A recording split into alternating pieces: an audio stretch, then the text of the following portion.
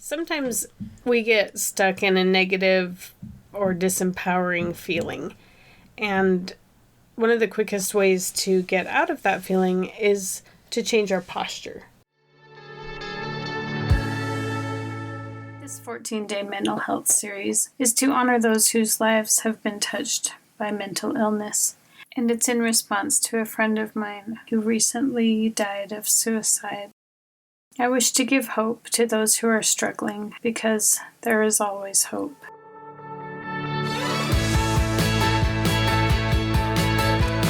Welcome to the Joyful Family Podcast, where we explore how to nurture our relationships, communicate in ways that we feel heard and seen, and create joyful family relationships that last. We're your hosts, Vauna and Roland. Join us on this joyful adventure called Family.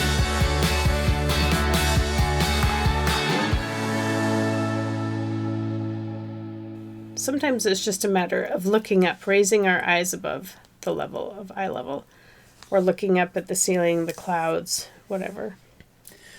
Yeah, and if you think about that, pay attention to your body posture when you're feeling down or sad or depressed, and then pay attention to your body posture when you're feeling excited or upbeat or grateful. If you mentally review those instances, you'll notice there's a definite difference in how you hold yourself when you're feeling in depressive states of emotion or excited states of emotion. So changing your posture is a very huge way to get out of negative emotional states. We see this a lot with each other and with our kids. Sometimes one of our kids will be in this really negative loop that they can't seem to get out of. And simply saying, look up, let's get out of this emotion so that we can begin to work on the problem is the beginning of actually being able to work through that and move them out of that. Mm-hmm.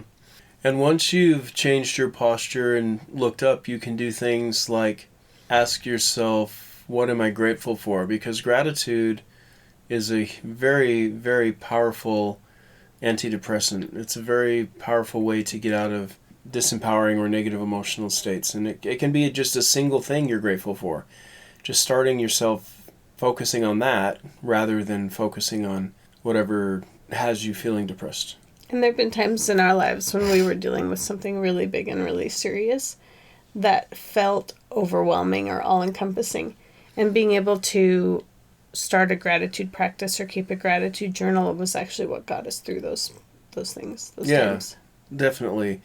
And keep in mind, being grateful in no way means that you should ignore whatever it is. If something is causing the feelings of depression or sadness or whatever it is, you do want to work on what that is also. And one of the best ways to do that is to ask yourself, well, what was I feeling sad about? What was I feeling depressed about? What was I feeling, insert whatever emotion here about? And then once you get that answer, then you can take that answer and run it through the cognitive thinking process, do the filter on that to find out if that was even something real or not. Let's do a quick recap on the cognitive thinking process. So first ask yourself, is this real or is it imagined? And if it's imagined, you throw it out. If it's real, then you ask yourself, who has ownership of this? And the person who has ownership of it is the person who can actively do something to change the situation directly. If you have ownership of it, then you need to ask yourself the next question. Ask yourself if you're doing your best. And if you are doing your best, then you go ahead and keep doing your best. If you're not doing your best, then figure out what you need to do differently. Create a new strategy. Do something to change it. And if it isn't something that you have ownership of, then you just have to let go of it and throw it out. So the cognitive thinking process is a really good way to make sure that you're concerning yourself with things that are actually within your circle of control instead of things that are well outside of your ability to do anything about. Beautifully said. And if you missed that episode, it's episode 3 where we go into more depth on the cognitive thinking process, or if you want to go back and review that. And we in no way want to say that gratitude or positive thinking is going to get rid of all of your problems. It just means that it gets us into a more resourceful state, because once we can get into a more resourceful state, we can better work through the things that we're dealing with. Right. So get yourself in a more resourceful state and then do what you need to do to resolve the problem so that you no longer have that as a catalyst to flip you into the unresourceful state. Right. And sometimes it's really helpful to have someone that you trust that is a good resource to talk through things with. Sometimes I just need somebody to help me come back to a more objective point of view, because when we're feeling disempowered or sad or upset in any way, it's really easy to flip into that victim mode where we feel like everything's out of our control. And sometimes we need somebody to help remind us that there's a lot more in our control than we realize, and to step back into our own power to where we can start making more of a difference. Yeah, and make sure that whoever you're using as a sounding board is someone who is truly having your best interest at heart, and someone who's willing and who has the inner desire to help you work through whatever it is, rather than someone who just wants to jump on the poor me bandwagon or tell you how justified you are in feeling that way. I mean, in truth, there are life situations where you may be 100% justified to feel a certain way, and feeling that way isn't going to resolve the situation. So instead of doubling down on feeling justified about having a certain emotional state, when you identify what's causing it and then work through it, you can then be happier, have a better quality of life emotionally and physically, and you can create the healthy mental habit of resolving difficulties when they arise, rather than just using it as an excuse to feel badly. Or to blame somebody for a situation. Yeah, certainly.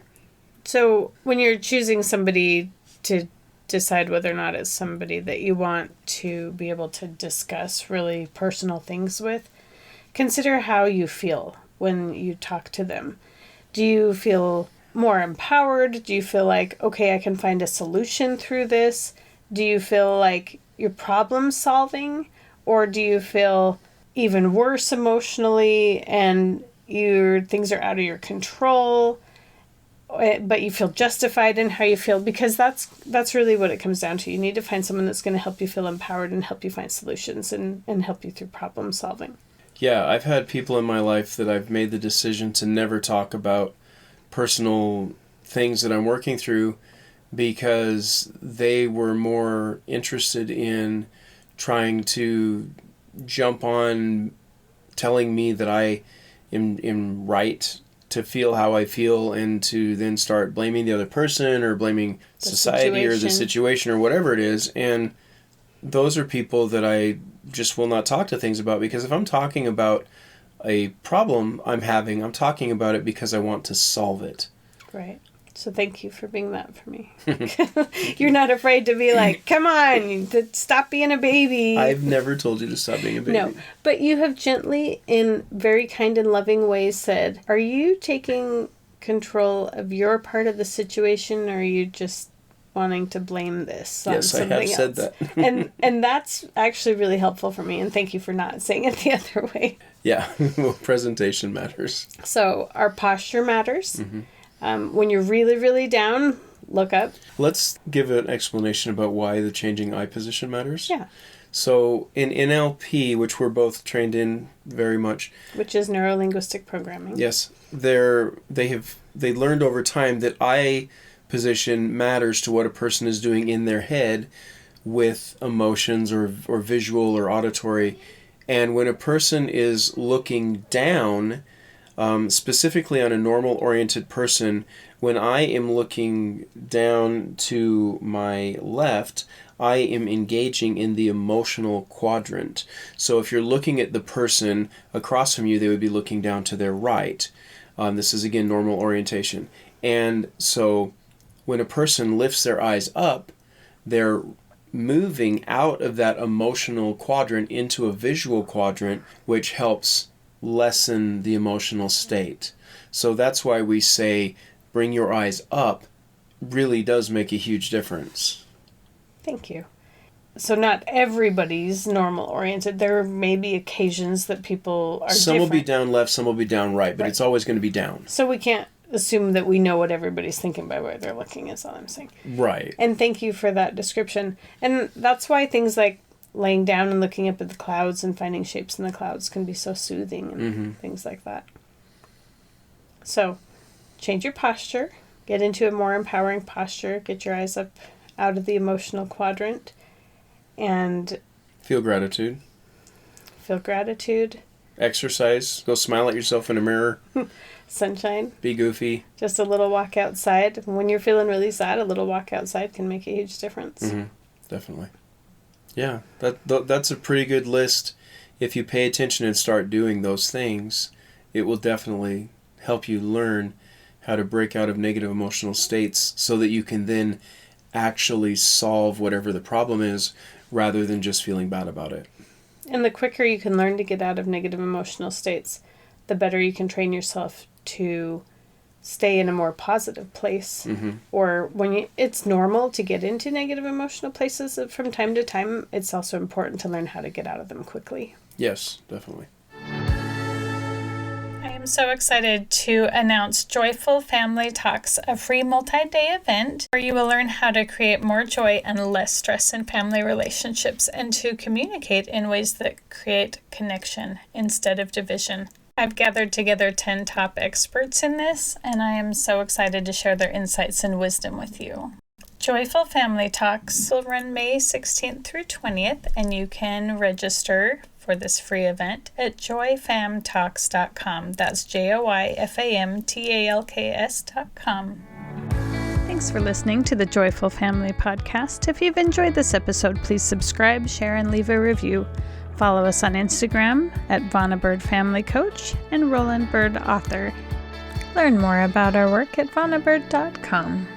Stay tuned. We're looking forward to sharing more with you next week.